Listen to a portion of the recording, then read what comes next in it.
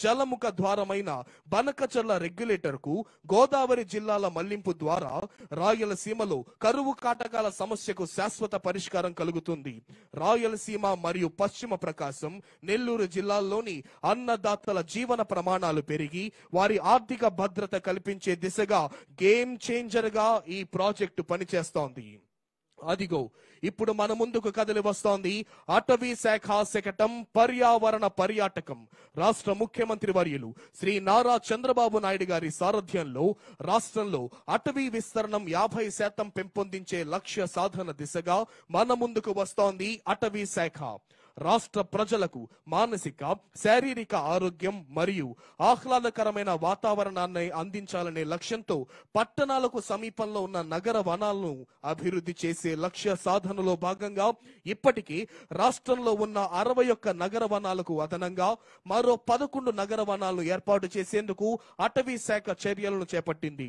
ప్రజలకు ఉపాధి కల్పన, ఆహ్లాదంతో పాటు ఆరోగ్యాన్ని, విజ్ఞానాన్ని అందజేయాలనే లక్ష్యంలో భాగంగా ప్రకృతి పర్యాటకాన్ని ప్రోత్సహిస్తోంది మన చంద్రన్న ప్రభుత్వం.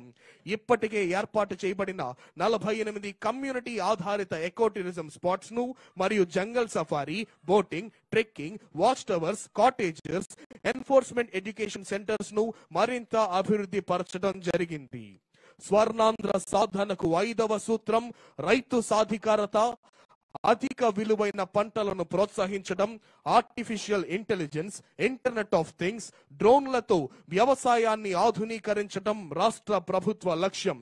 ఇందులో భాగంగా మన ముందుకు వస్తోంది వ్యవసాయ శాఖ శకటం.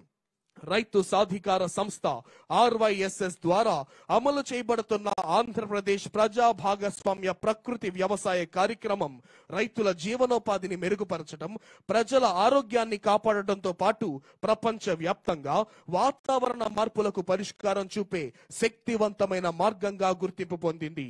ఇది ప్రపంచంలోని అతిపెద్ద ఆగ్రో ఎకాలజీ కార్యక్రమంగా గుర్తింపు పొందింది. APCNF లో జరిగిన సాంకేతిక పరిజ్ఞాన విప్లవాలు ప్రపంచ స్థాయి గుర్తింపును పొందాయి. PMDS